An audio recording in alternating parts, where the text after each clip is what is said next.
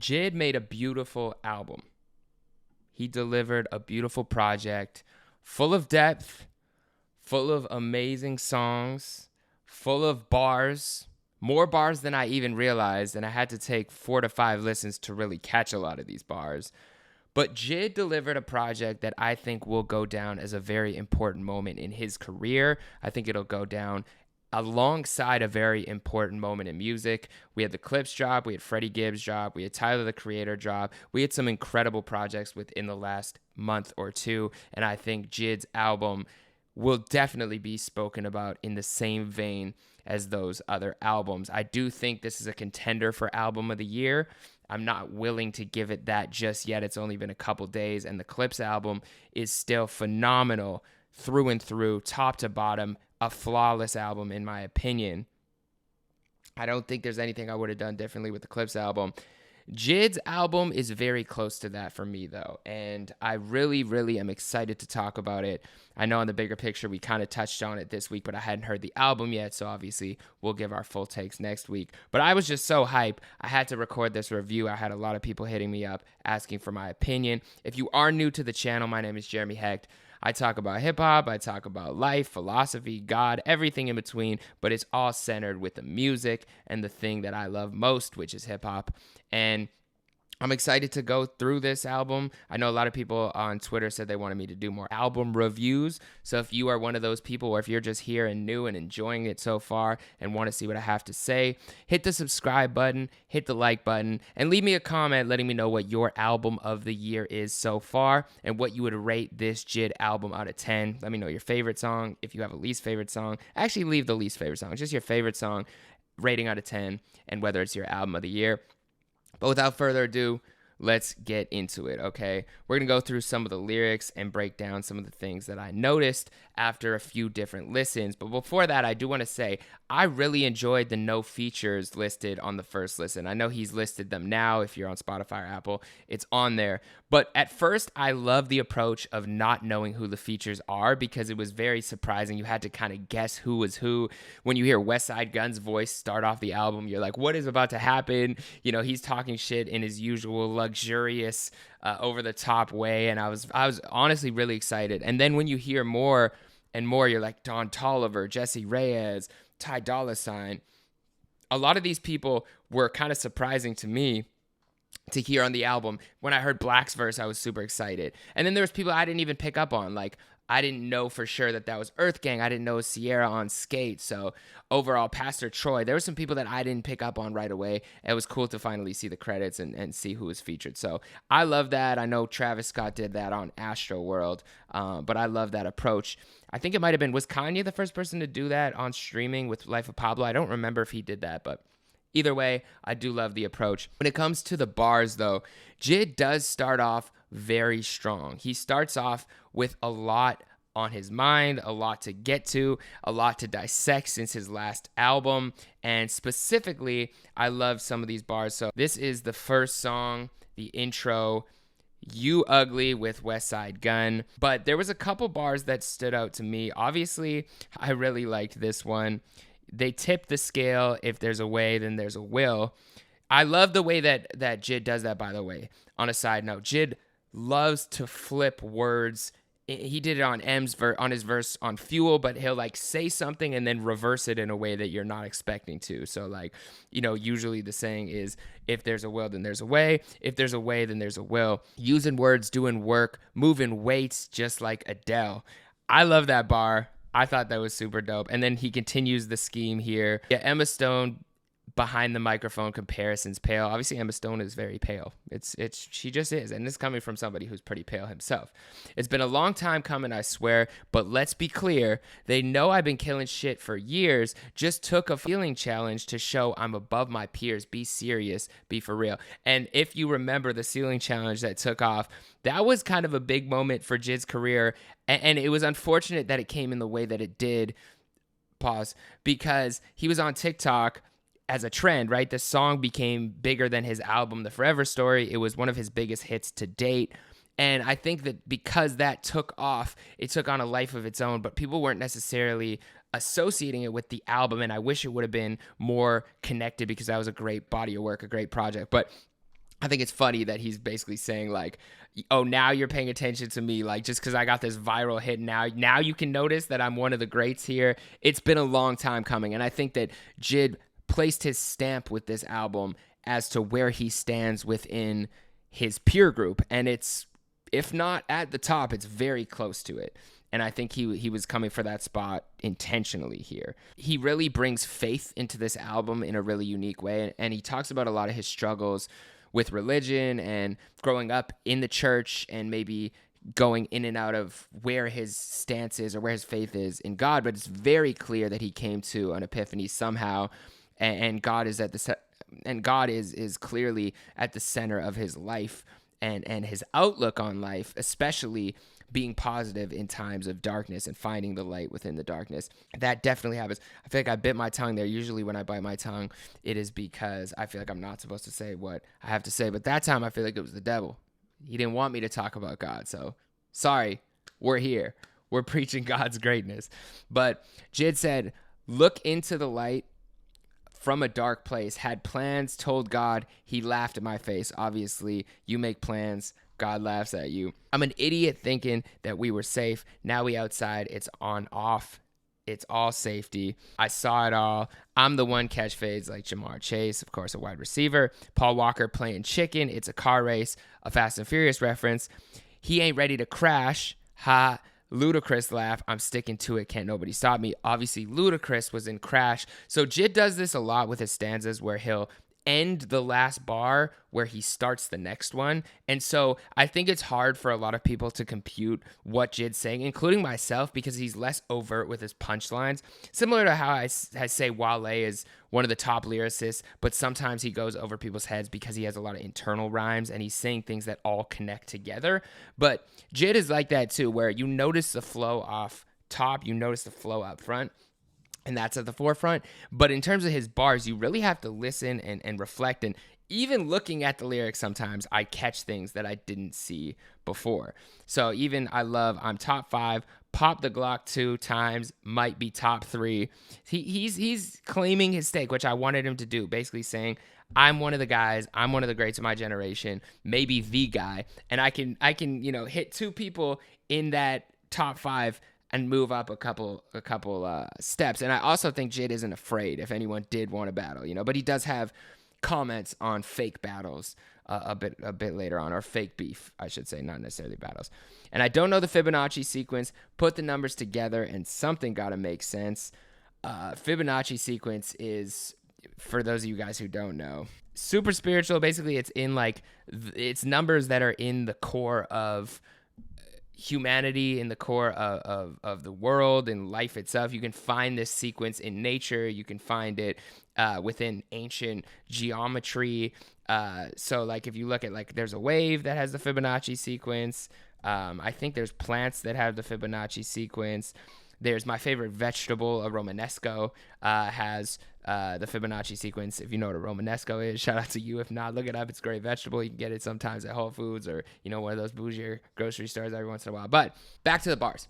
What I also love about this album is that we really do get a glimpse into JID's upbringing, into just the reality of living as a Black American and the perception of him while he tries to chase his dreams. At that point, it was both football and rap. And so we do get kind of a glimpse into JID's early life on a lot of songs, but we also tie it into his legacy of his family, of his brother, of his dad, and then becoming a father towards the end. But thinking back to being a little badass kid, so he's taking us back, right? It's JID and friends playing Mario Kart, looking at my big brother bagging that mid, and moving around the city like Lewis and Clark. Hop out the car, turn to Carl Lewis. If you caught that bar, you understand why I do this.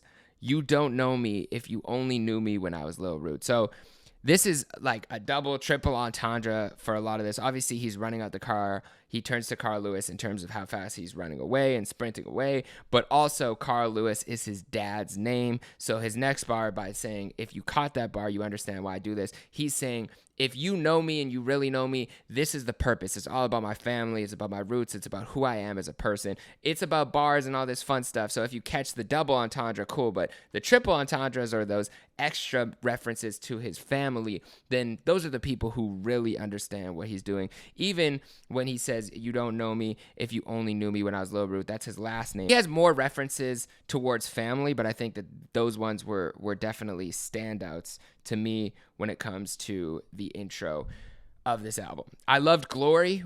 I thought it was a really cool way to insert, his relationship with God and giving glory to God in the second song, but also kind of setting the tone of like, here's where everything starts and ends with me. It's my family, it's God. Those are the first two tracks, right? And God's in the first song too. And then you keep going down, breaking down like where he came from, where he's at. It's less conceptual overtly than maybe The Forever Story or some of his other projects, but there still is concept to me in some of these songs. And I think hearing him with Glory and Work back to back, it's like, I'm working, but the glory is still God. I think that's why he put Glory above Work on the track list. Or maybe I'm reading too much into all of this, and that's fine. You can let me know in the comments. But I think Work sounded even better on the album than it did as a single. I liked it as a single. I didn't necessarily think it had potential to be, a ceiling challenge song or a massive hit. But I really liked it, but I love it on the project.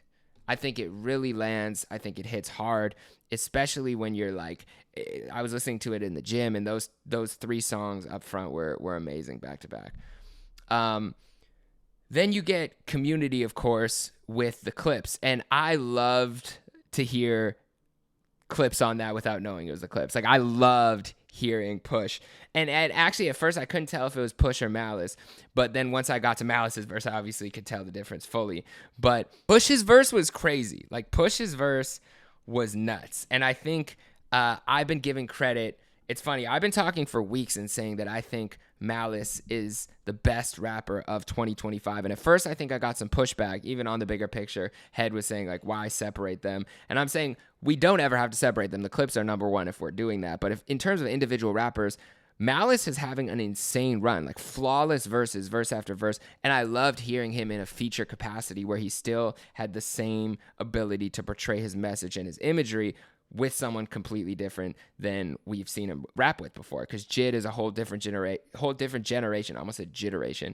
But Malice is shining. Let me know if you think Malice is in the top spot in terms of lyricists in 2025. But Push is not far behind. And I actually think Push might have got him on this verse.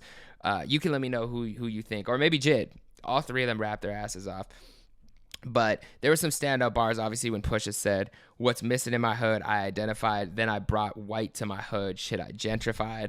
I love that bar. I thought that was a really cool flip. And then, of course, Malice starting his verse by saying, my ghetto's not your culture. People really die here. So hard to say goodbye. It's the only lullaby here. The Jesus Shuttlesworth reference, great movie. Me and my dad watched that a long time ago. I had a Jesus Shuttlesworth t-shirt. Shout out to Ray Allen. But some were Jesus Shuttlesworth. Some of us were Nasir's. As time goes by, it's an eye for an eye here. My dudes mob deep, the fittest gonna survive here. We New Jersey drive here, chop shop ride here. Like his scheme, I don't know, man. I don't know actually who had the better verse, because Malice shut this down too. And even at the end when he says, when kings can't raise a young prince, the doves cry here. Candy lady right there. Zombieland right there. Them apartments are the perfect backdrop for any nightmare. So I think that, again, we start to go into the reality that JID grew up in, and Community is the start of that, and really showcasing, like, here's where I was at, here's my reality, here's what I was looking at. And we really get a more in-depth look at that on GZ. So I think that, again, if it's just G's, cool. If it's GZ, let me know. I could be wrong. But on the next song, we really get a true look into personal stories from JID. I think he really painted a picture, of kind of like the bird's eye view of being black in America, and then his view of growing up in Atlanta, specifically where he's from. But there's a couple schemes that I really liked. Shawty, you too thugged out. Nah, fuck it, they say you too tough. Exterior black, ugly and rough. Inferior to shirt and ties, a suit with the tux. Temperature effort, he's sick and tired. He turned this shit up. Bad wires, but not a bad guy. You know how Black lives don't matter. We see the data and the pattern apply. Don't feel pity. Throw a party. Pass me the mic. I be thinking maybe Martin was wrong. Malcolm was right. So I think that whole first stanza where he's talking about the perception of just being black and not being taken as seriously as someone who grew up in a different environment, who just portrays themselves differently naturally. So he's basically saying like, not only are black people in America looked at as having to be tough all the time, right? Like there's a stereotype of black women having to be strong or tough, the strong black woman who never breaks and never folds and never lets anything get to her, which is a huge reason why there's a higher mortality rate when it comes to women giving birth who are black in America. People are actually not taken seriously with their word when a woman says, hey, I actually need medication, or hey, this is hurting a lot. You know, a lot of the times, including up to people like Serena Williams and Beyonce who suffered complications, the top of what you can reach in America as a black woman, they still had complications to some degree. I don't know the exact details about those cases, but it's a clear problem. So I think part of this is obviously what happens there, but then you're looking kind of like at a job market where it's like this, the shirt and tie, suit up, you know, look white, look a certain way, present yourself in a certain way. And if you don't present yourself in a certain way, you're looked at in a certain way, or you're not looked at in a certain light, or you don't get certain opportunities. So he's saying like, obviously the perception is a huge deal and the racism that exists structurally that creates that perception.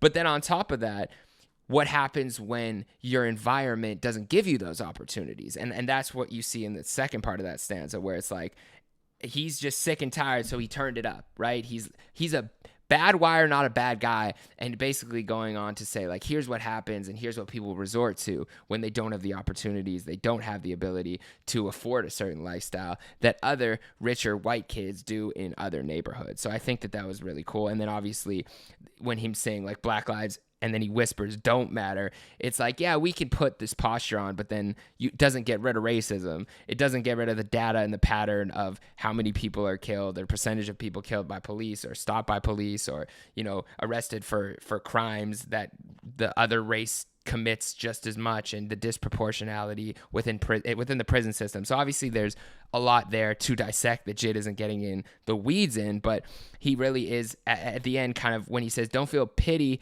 throw a party. Again, him flipping words with like pity party. Don't feel pity, throw a party, pass me the mic. He's saying like, I will do what I can to uplift through my word and through this art in a time and a place where it may not be a lot of that happening.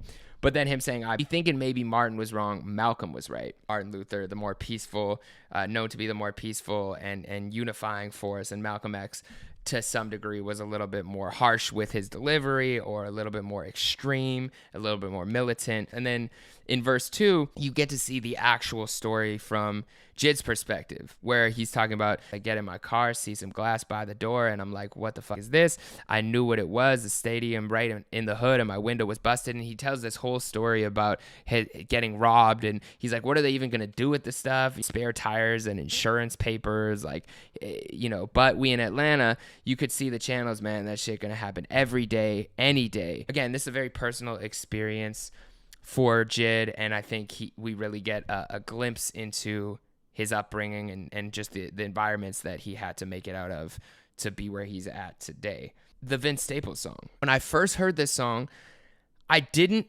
catch the genius of it right away until I listened back and really paid attention to the lyrics. And I think they both went crazy on this song. Like crazy. The scheme, the rhyme scheme that they have in this also, again, continues the reality of being black in America and that theme that we see on Community and the song prior to this. But even just starting the verse from JID where he says, look, you want a piece of that American pie, probably humble you. Of course, anyone who's lived in America knows that the American dream to some degree is, you know, a facade. And this is coming from a Canadian who moved to America, who attained somewhat of the American dream, as much as I could have hoped to attain. But again, I have certain privileges in this country that even people who were born here who have a different skin color than mine don't have. So he's basically saying like, and again, the humble pie flip. Here's where we're starting on this verse. So JID is basically saying, look, you want a piece of that American pie, probably humble you, want that nice crib in the hills, real comfortable. You're Juliet, I'll be Romeo, Montague. My mama said me fooling around with you is irresponsible. And so, of course, you get the Romeo and Juliet reference where it's like, we're not supposed to be together. But then some of these bars are super, super dope. You know how power and money do.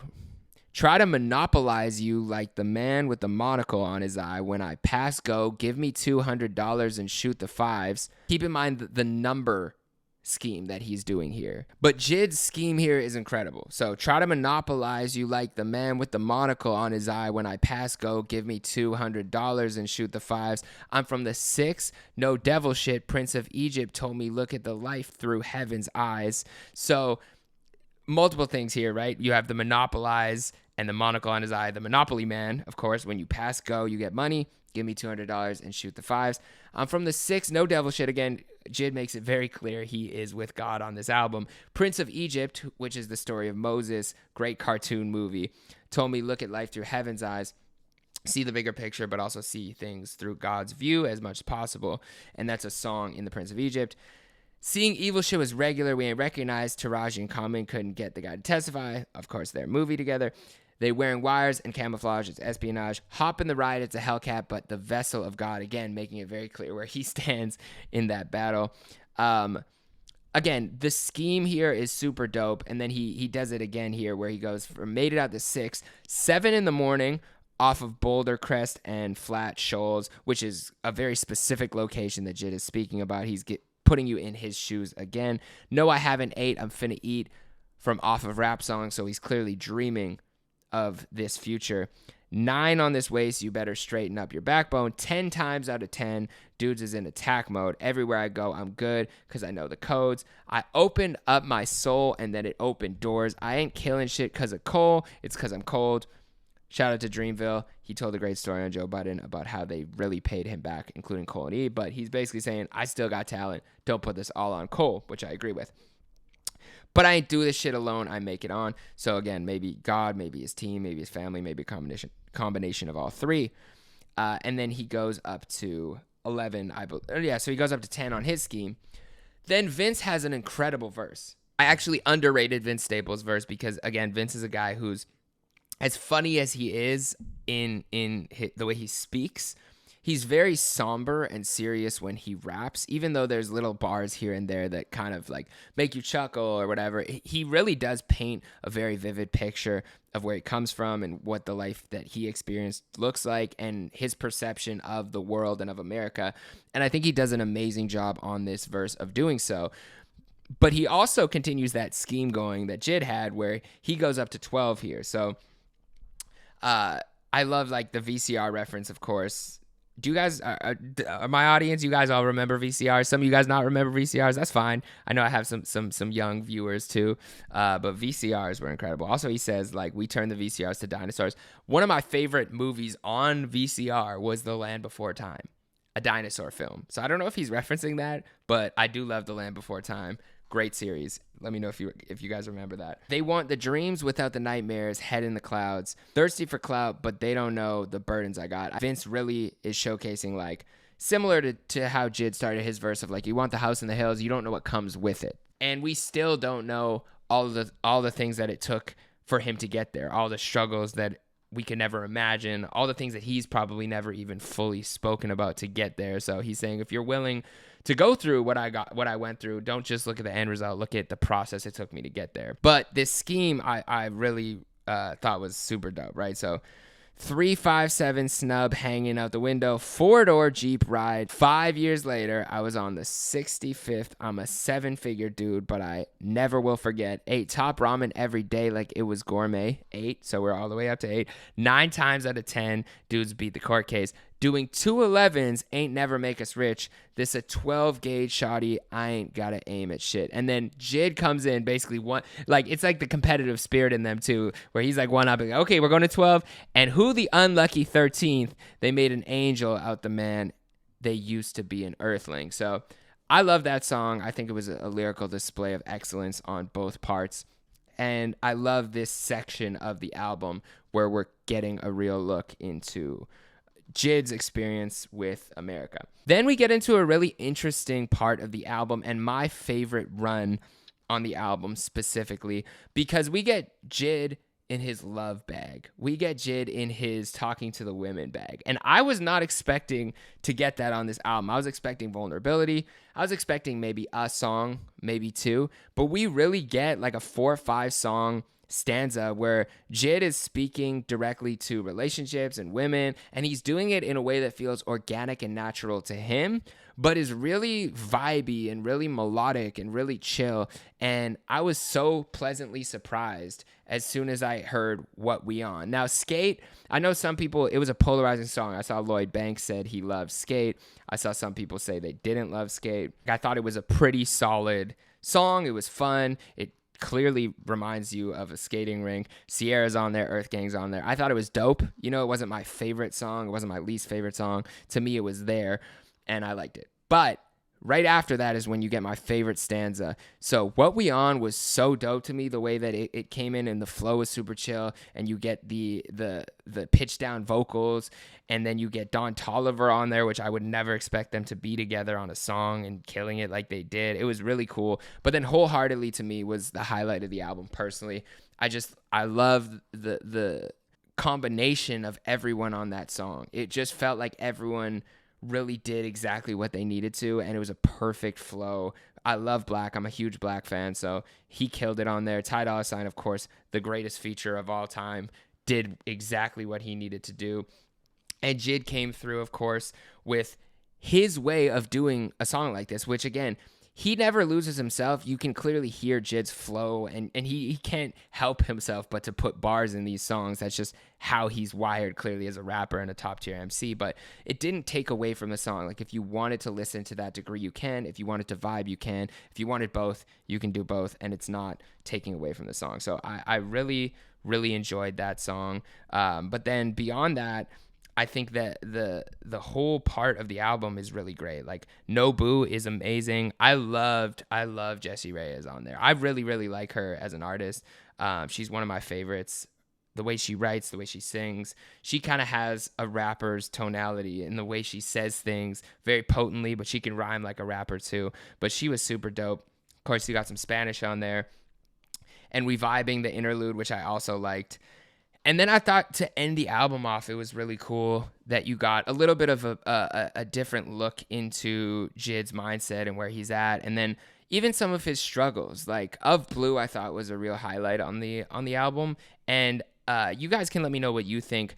I know he may have been speaking in third person, and it sounds like he might have been speaking about someone else's addiction, and whether that be a family member or a friend, it's kind of hard to fully tell, but it does feel like maybe JID was struggling with some of these things and struggling with addiction, and that on this song he really opens up and was vulnerable about what he was going through over the last few years. And he even starts the verse by saying, "Heaven was hell and vice versa, a verse of vices." Again, him flipping words in a way that no one else is doing at this level. I really love the way he starts all his verses, and he includes those word flips like that. Writing in cursive, the grind of an author, defining purpose. Again, he really talks a lot about this towards the end of the album, about fulfilling his purpose and figuring out what his purpose is. And it seems like he did a lot of speaking with God to ask for what his purpose is or how he can align with God's purpose. I always say it's not up to us necessarily. We maybe define our purpose and we maybe write our purpose, but at the end of the day, you're asking God how you can fulfill his purpose and how you can fill into his plan and use your skills to uplift humanity to reach the highest potential for yourself within his greater good and his greater plan for the world. So I think JID's doing a lot of that, but I really like a lot of these, double entendres when it comes to the blow and the C word, not that one, but the one that Pusha T and Malice rap about a lot. He's silently insecure, sniffing white lines, pure, writing a line, sniff a white line, pure, writing a line, sniff a white line, pure. So this clearly is a cycle and an addiction, and clearly something that was a problem, whether that be for JID or someone he's speaking in place of here. I think it's probably a little bit of both. Going back, he says, what if heaven was hell and vice versa? Right? A verse of vices again. So it feels like this is a cycle that's repeating itself. And it feels like maybe God was part of how this cycle was broken, because you look here and you see like a tail chasing a dog. A lot of shit been rough. And again, that tail chasing a dog is another word flip. Harder than tough, but it's nothing. Just place your faith within God. Yeah. And then at the end, you hear, still high, being out all night. What you need to remember is not you that got us this good.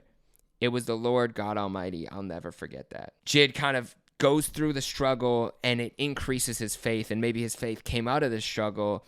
And that's why we see things kind of come to this conclusion where it almost goes backwards, right? At the beginning, we see JID with glory and in full faith. And then we see his struggle and his upbringing and what it felt like to go through the things he was going through. And then towards the end, you see his real addiction and his struggle, maybe trying to get his art out to the world and figure out where he is and what he wants to do with the world, what he wants to do with his word into the world.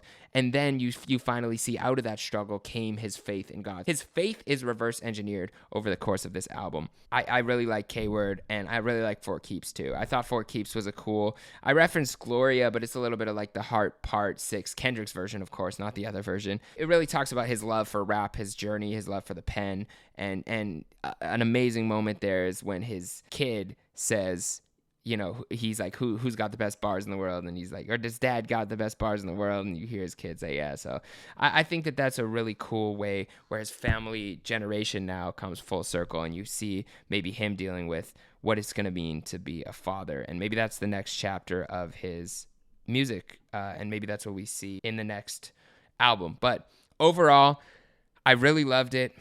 I thought it was a great representation of him. I thought it was a great representation of, you know, going through things and struggling and, you know, where you're from towards where you're at. And I obviously love good God references and biblical references. There was an Adam and Eve reference in there too. Whenever I get the chance to blend all of these topics into a review, I do enjoy it. So phenomenal project. I like it more with each listen.